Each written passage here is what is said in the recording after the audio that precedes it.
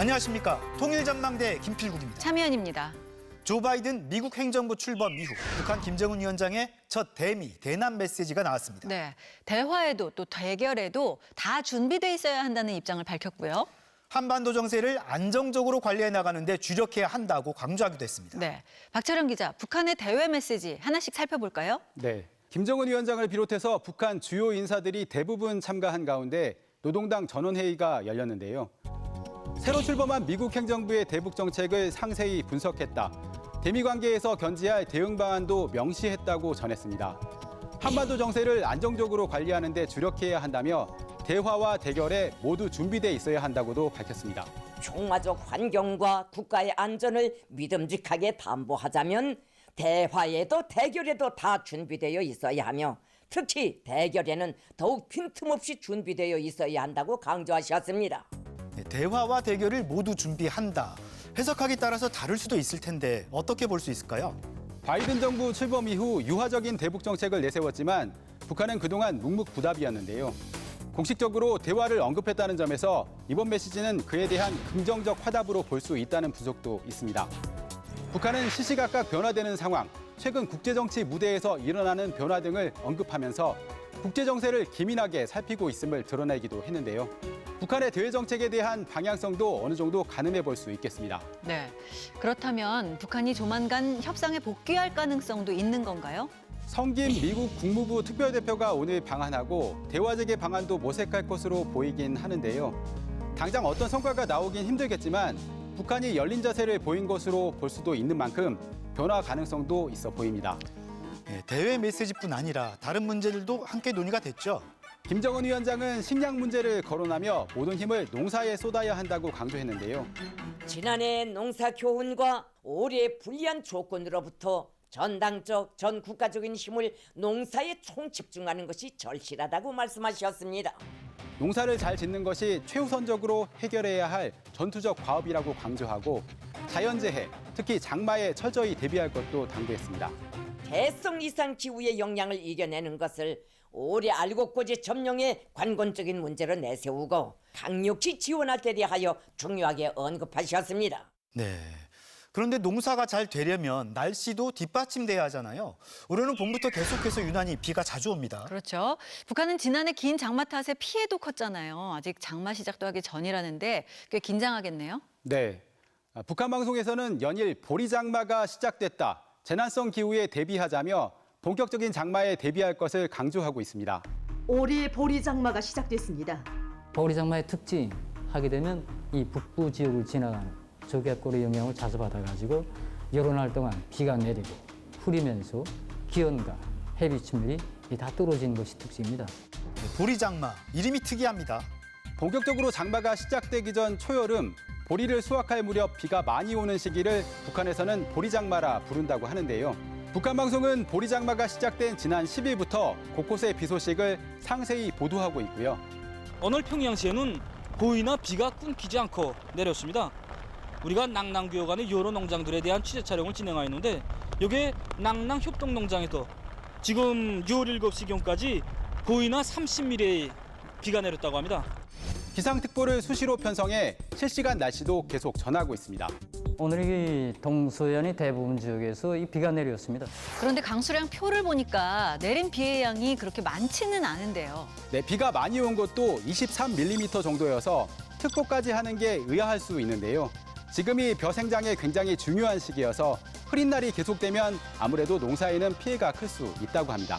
비가 지금처럼 계속 내려서 물이 차게 되면 아지를 못 치고 중간물 말리기를 하지 못하게 되고 넌뼈 생육에 막대한 지장을 가져올 수 있습니다. 지난해 워낙 비 피해가 커서 올해는 더 민감하게 대응하는 게 아닌가 싶기도 하네요. 네, 그래서인지 적은 양의 비에도 각지에서 매우 민첩하게 움직이는 모습입니다. 비가 조금씩 내려도 그거 방심하지 않고 작업반을 총동시켜가지고 수로 파기와 제방 쌓기, 부었던 큰 물에도 끄떡 없이 안전한 수확을 낼 수 있게 사전 대책을 미리미리 세워나가고 있습니다. 폭우와 태풍에 대비해 중앙과 지방의 간부들을 망라하는 국가비상재해위원회를 꾸렸다는 소식도 전해지고 있습니다. 네, 북한은 지난해에도 비슷한 조직을 꾸렸는데 피해를 막지는 못했었잖아요. 북한의 한 대외 선전 매체는 재해 발생 시 신속성을 보장하는 연락 체계를 수립했다고 전했는데요. 올해는 핵심 간부를 총망라하는 지휘부를 미리 만들어 체계적인 지시를 내릴 수 있게 했다고 합니다. 북한 방송에서는 요즘 지난해 피해 지역을 중심으로 강바닥을 파고 제방을 쌓는 등 수해 대비에 여념이 없는 모습이 연일 보도되고 있는데요. 현재 제방을 2m 정도만 더 높이면 그 어떤 물에도 끝도 없게 된다는 6월 20날까지 그에 대한 작전을 진행하고 현재 내밀고 있습니다. 최근에는 대표적인 쌀 생산지인 황해남도 농장에 전업주부 14,000명을 정착시키기로 했다는 소식도 전했습니다. 네, 박철영 기자 잘 들었습니다.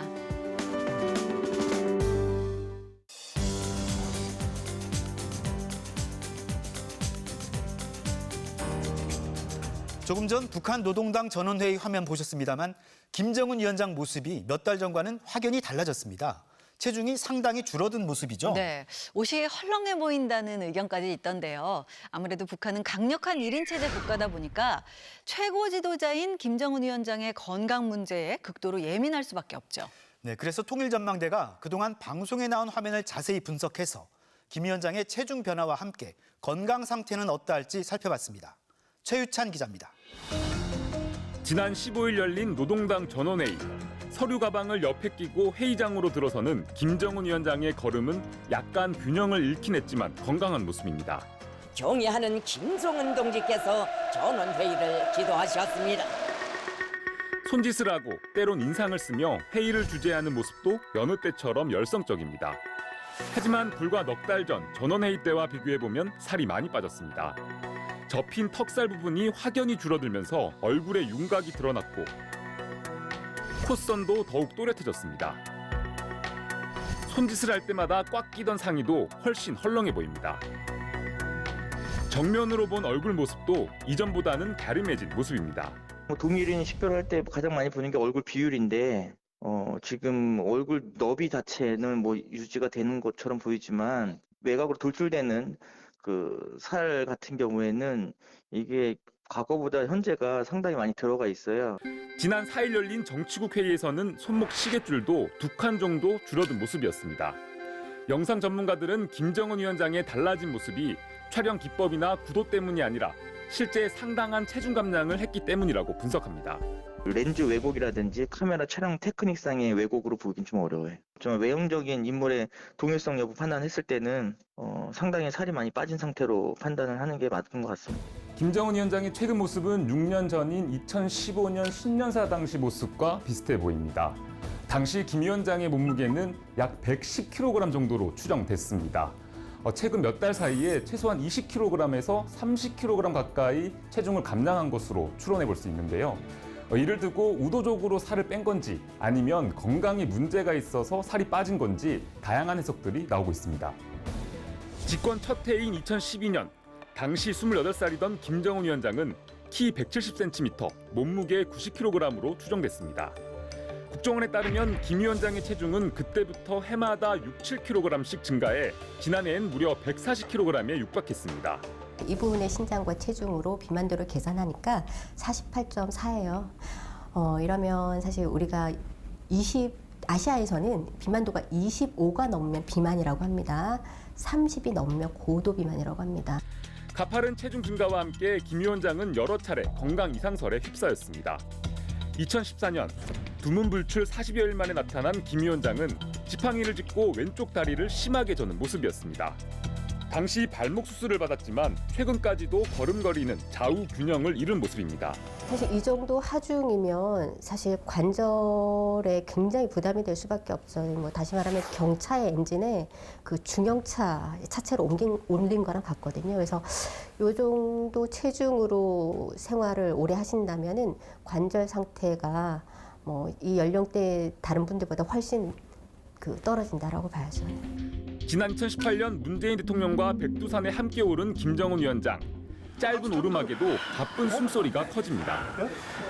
30살 연상의 문재인 대통령은 거뜬한 상황. 숨지 않았지. 네, 뭐 아직 이 정도는. 얄미우시네. 얄미우십니다. 예. 실제로 그 무게 때문에 그 기도에 압박이 생기거든요. 그래서 뭐 소위 수면 무호흡증 같은 자다가 이제 호흡을 할 수 없는 그런 증상들, 그다음 천식 같은 것도 연관이 있을 수 있습니다. 김정은 위원장의 가족력도 각종 건강 이상설의 근거가 되기도 했습니다. 할아버지 김일성 주석과 아버지 김정일 위원장 모두 심근경색으로 급사했고 아버지는 뇌졸중으로 한때 반신마비까지 겪었기 때문입니다. 비만 자체 때문에도 심혈관 질환에 의한 급사의 가능성이 높아지는데 거기다가 직계의 가족력이 있다면 그 가능성은 훨씬 더 높다라고 봐야 합니다. 그러다 보니 잠행이 조금만 길어지면 수술설, 중병설, 반신불구설, 심지어 사망설까지 내외신을 장식하게 됐습니다. 그렇다면 급격히 체중이 줄어든 김정은 위원장의 건강은 문제가 없는 걸까? 일각에서는 당뇨나 암 같은 질병을 체중 감소의 이유로 지목합니다. 하지만 영상 분석이나 의학 전문가들 그리고 우리 정보당국은 건강 이상이 아니라 체중 관리에 성공한 것으로 보고 있습니다. 손목이 얇아진 것도 부종 등 비만으로 인한 건강의 문제가 유의미하게 해소된 것이라는 분석입니다. 선대의 가족력도 있기 때문에 늘 그것을 의식하면서 체중 조절을 위한 그 생활 조절을 하고 계실 거라고 생각합니다. 그래서 뭐 이제 지금 체중의 변화는 그런 노력에 의한 결과라고. 특히 김 위원장이 당뇨, 고혈압 등 성인병도 있어서 북한 지도부가 김 위원장의 건강 관리에 각별히 신경을 쓰는 것으로 관측됩니다. 최근 김 위원장이 고위 간부들에게 주요 실무를 분담시킨 것도 통치 스트레스를 줄이는 데 도움이 된 것으로 분석됩니다. 김정은 위원장의 건강이 주목을 끄는 이유는 북한 체제가 수령이 곧 국가인 강력한 1인 체제이기 때문입니다.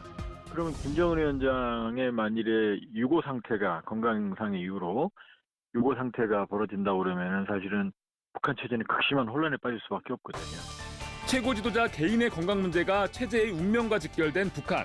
그래서 김정은 위원장의 건강은 국내외의 주요 관심사일 수밖에 없지만 정확한 정보는 누구도 알 수 없는 극비 중 극비입니다.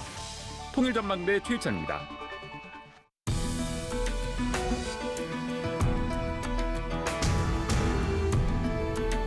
북한은 주민들에게 이제 재해성 기후를 기정사실화하고 대책을 마련하라고 강력하게 지시를 내렸는데요. 네, 과연 어떤 대책들을 세우고 있을까요? 무엇보다 가장 걱정인 게 먹는 문제라고 하는데요. 북한의 식량 사정은 어떤지도 알아보겠습니다. 도움 말씀 주실 두 분 모셨습니다. 어서 오세요. 예, 안녕하세요.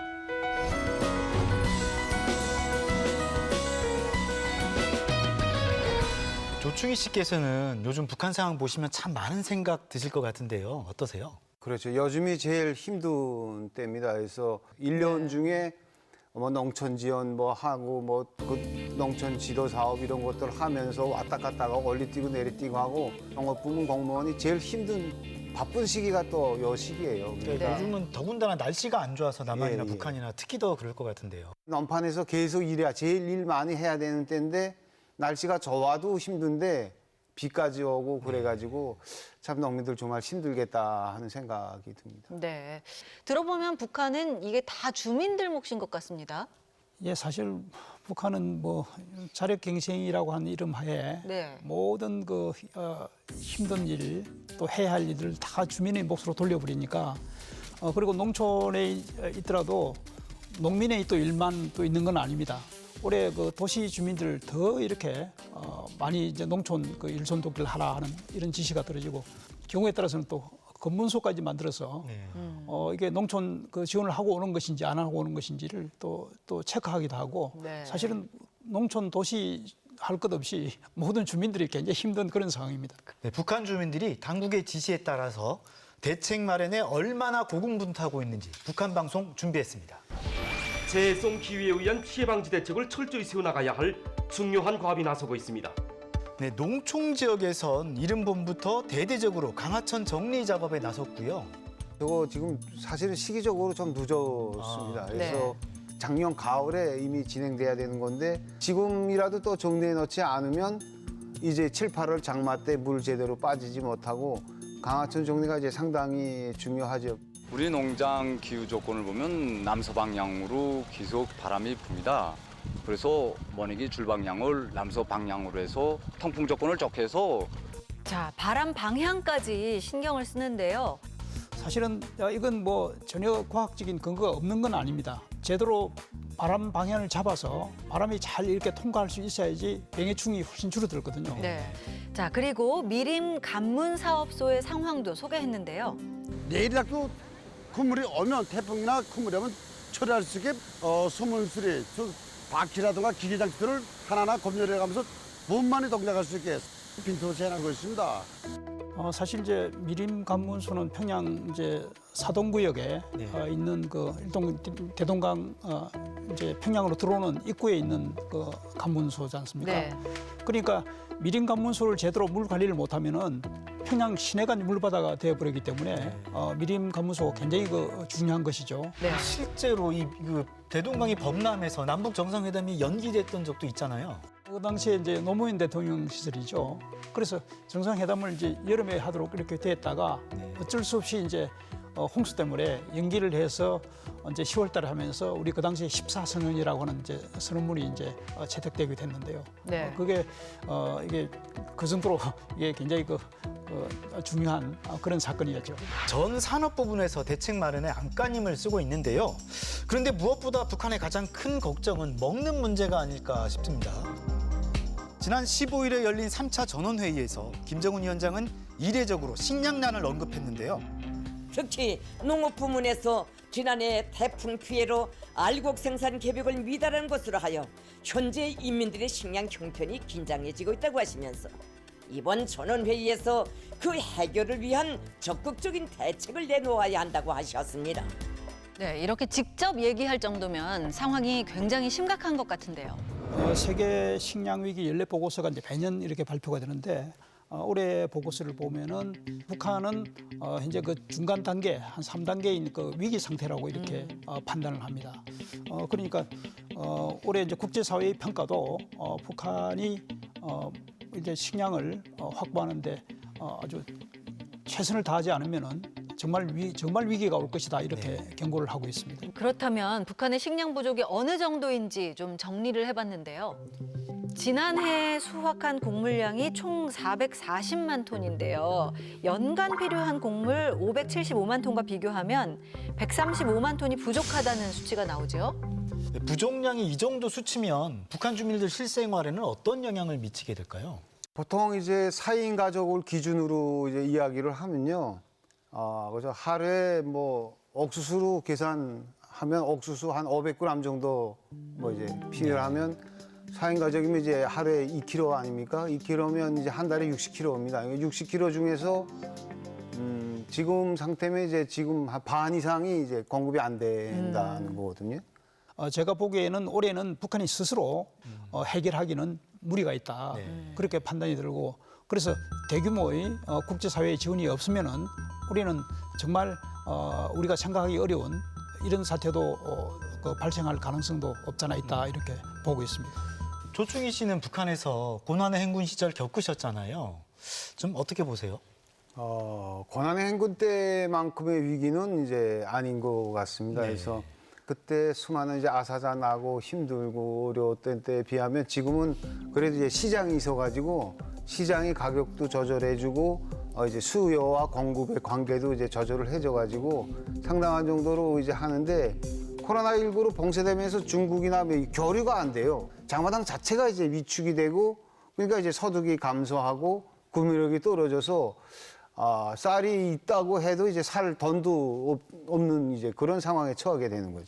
저는 방송 전에 이 얘기 듣고 깜짝 놀랐어요. 북한은 6월이 지금 요때가 보릿고개라고요? 예, 그렇습니다. 그러니까 보리가 이제 수확하기 전까지 제일 힘든 때. 그러니까 물론 이제 4월도 힘들고 5월도 힘든데 6월 달에 이제 딱 한 20일 동안 6월 20일경에 보리하고 밀하고 가을에 심었던 거 하고 이제 감자를 수확하거든요. 올해 이제 봄날에 비가 많이 오고 날씨가 차서 그게 이제 제대로 됐겠는지 모르겠어요. 아마도 뭐 그 이제 봄이니까 뭐 산에 가서 이제 나물이나 풀 뭐 이런 것도 뜯어오고 뭐 채소 이런 거 가지고 이제 막 이제 그 섞어 가지고 그렇게 하고 옛날에 고난행군 시기에는 여태 그 염소젓 짜가지고 뭐 염소젓에다가 옥수수가루 좀 넣고 각종 풀 이제 넣어가지고 버무려서 이제 그거 먹었던 생각도 나는데 사실 요즘이 좀 제일 힘든 보릿고개 맞습니다. 네. 우리나라에도 예전에 보릿고개가 있었잖아요. 네, 정말 예전이잖아요. 그렇죠. 그게. 네. 네. 보릿고개란 노래도 뭐 유행하던데요.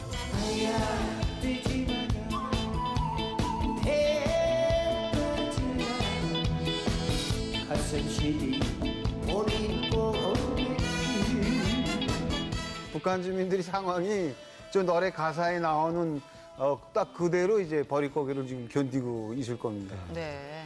저희는 사실 초근 목피 막 이런 이야기가 정말 옛날 시절. 오래됐죠. 네.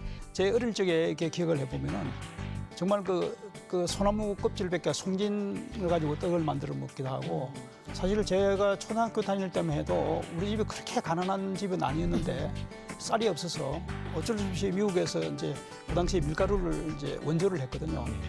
그걸 먹고 겨우 이제 배를 채우는 그런 상황이 그때도 사실은 벌어졌던 거예요. 그러니까 한 50년도 더 된 이야기 이렇게 생각하잖아요. 안 겪어봤잖아요. 그러니까. 그렇잖아요. 그러니까 실감이 좀 안 나는데 남한은 보릿고개에서 언제쯤 벗어난 건가요? 우리나라가 맨 처음 경제개발 5개년 계획이라고 하는 계획을 이제 세워서 실행을 한 게 1962년도였거든요. 그 이후에 우리가 이제 녹색혁명이라고 하는 그런 그 아주 국제적으로 이제 꽤 이제 성공한 그 경우에 속하는데 그런 녹색혁명을 통해서 대규모 이제 식량 증산을 했습니다.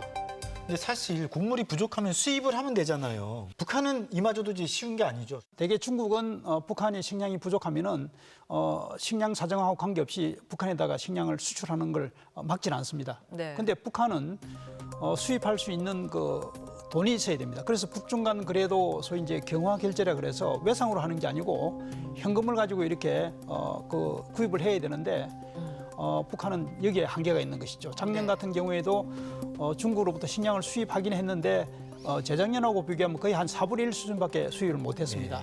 그런데 수입한 것도 보면은 주식인 쌀이나 옥수수 이런 게 아니고 대부분 97%가 밀가루였습니다.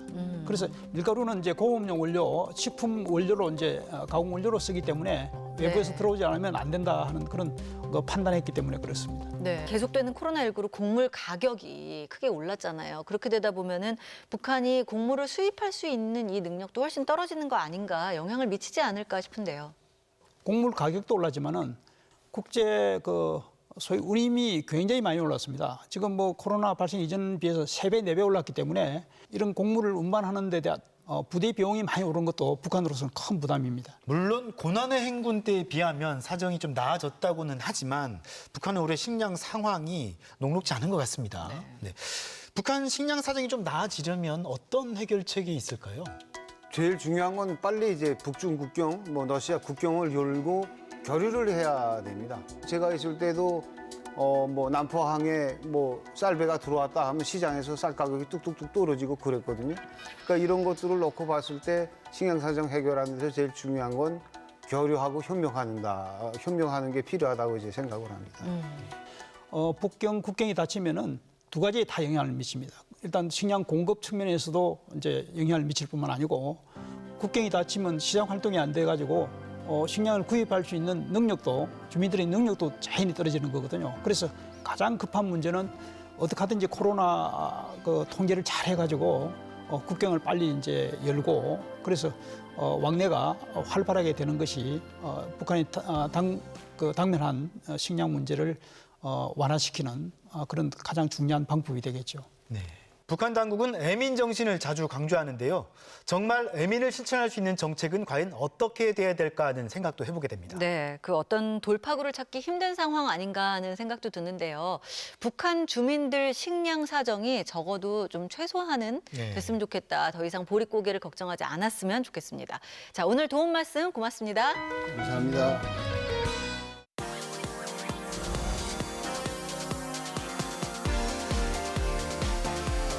춤으로 통일을 표현한다면 어떻게 할 수 있을까요? 글쎄요. 어떻게 하든 좀 어려울 것 같은데요. 이를 주제로 한 경연대회가 열렸다면서요? 네. 전국의 청소년을 대상으로 연 대회인데요. 올해 벌써 8년째라고 합니다. 네, 예향의 도시 전북 전주에서 열렸는데요. 이상현 기자가 그 경연 현장에 다녀왔습니다. 고즈넉한 전통 한옥들이 도심 곳곳에 즐비하고 거리에선 한복 입은 관광객들을 쉽게 찾아볼 수 있는 예향의 도시 전북 전주. 그 한켠에 자리 잡은 담쟁이 덩굴로 둘러싸여 운치를 한층 더하던 한 문화공간을 찾았습니다. 전주 시내에 있는 한 공연장입니다. 지금 이곳에선 댄스, 춤으로 통일을 이야기하는 경연대회가 열리고 있다는데요. 어떤 모습인지 궁금하시죠? 함께 들어가 보실까요? 컴컴한 공연장 무대 중앙엔 커다란 스크린이. 그 앞 객석엔 심사위원을 맡은 4명의 청년만이 덩그러니 자리 잡았습니다. 올해로 8회째를 맞은 전국 청소년 통일 댄스 퍼포먼스 대회. 2007년 전주 비보이 댄스팀의 세계대회 우승으로 전주를 중심으로 전국에 비보이 열풍이 불었는데요. 청소년들의 평화 통일에 대한 인식을 친숙한 방식으로 높이고자 대통령 자문 헌법기관 민주평화통일자문회의에서 이 전주를 무대로 7년 전 시작한 대회입니다. 재작년까진 전주의 상징인 한옥마을 광장에서 수많은 시민과 관광객들 앞에서 이루어지다가 코로나19로 작년엔 비대면 온라인 행사로 치러졌는데요. 전주를 알리는 문제가 아니라 한국을 알리는 데도 상당히 좀 의미가 있는 것이 아닌가. 그리고 나아가서는 평화롭게 같이 이렇게 댄스하고 손을 잡을 수 있는 이런 통일의 장이 열리기를 기대하고 있습니다. 올해 대회도 작년과 마찬가지로 비대면 방식의 경연 방식을 택했고 예선 심사를 거쳐 본선에 오른 22개 팀의 댄스 영상 심사에 나섰습니다. 귀엽고 깜찍한 치어리딩 춤, 태극기를 든 매혹적인 벨리 댄스에 딱딱 들어맞는 칼군무까지. 초등부 팀의 이런 댄스가 담은 의미는 춤 실력만큼이나 성인 못지 않았습니다. 갑작스러운 전쟁으로 어린아이와 소명된 수준의 모습을 상상하며 표현해 보았습니다.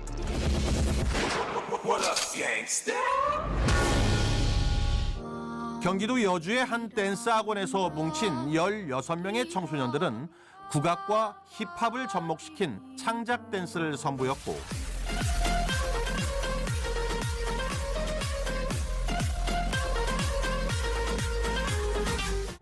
파주의 중고등학생들은 전쟁과 분단으로 헤어진 남남북녀의 애틋한 스토리를 유연한 몸동작으로 섬세하게 표현했습니다. 마스크 시대에 맞춰 마스크를 활용한 독창적인 퍼포먼스를 선보인 청소년들도 눈에 띄었고요. 길거리 춤에서 유래됐다는 스트릿 댄스. 흥겨운 디스코 리듬에 맞춘 복고풍 춤까지. 훨씬 더 다양해진 장르와 높아진 수준, 그리고 비대면 방식은 심사위원들을 곤혹스럽게 만들기에 충분했습니다. 이게 이제 비대면이니까 이 카메라 신경 써야 되고 원래는 무거 벗어나고 그러니까 이 앵글도 이 심사위원들 역시 수준급의 전문 댄서들로 심사를 마친 뒤엔 거의 묘기에 가까운 대회 축하 공연까지 선보였습니다.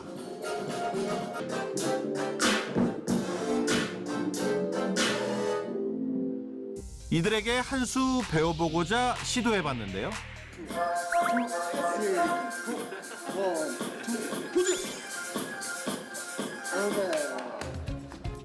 역시 몸은 마음 같지 않았습니다. 국악과 현대무용을 결합해 통일을 이야기한 초청 공연까지 끝나고 난 뒤 드디어 심사 결과를 발표하는 시간.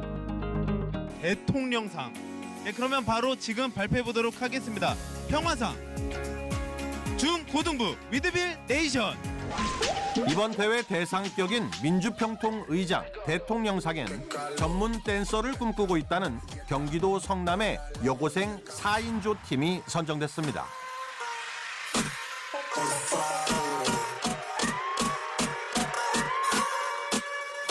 마치 뮤직비디오 한 편을 보는 듯한 빼어난 영상미에 심사위원들도 놀래킨 압도적인 퍼포먼스. 나눠지고 융합하고 그리고 과열되고 그런 우여곡절 끝에 남북이 결국 하나가 된 모습을 다양한 춤으로 표현했습니다.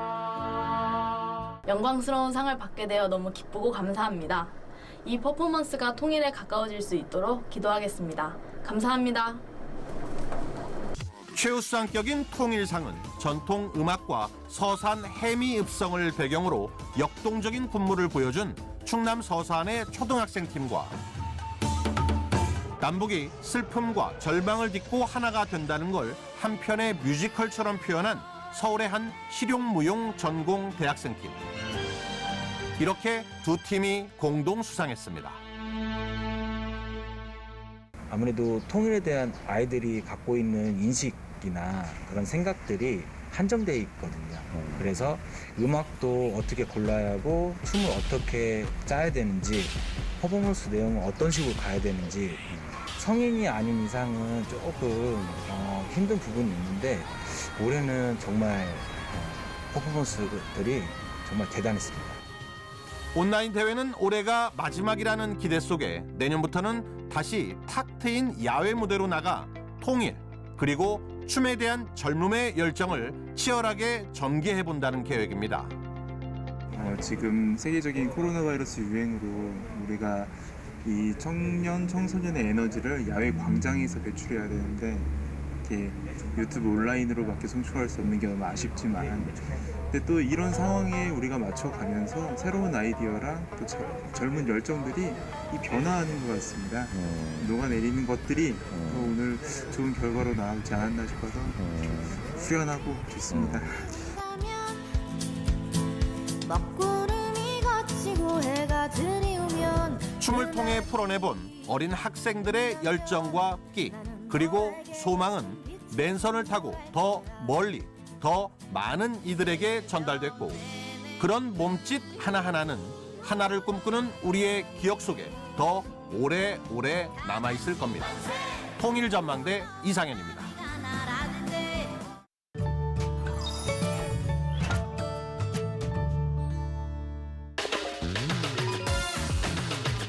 손을 내밀다?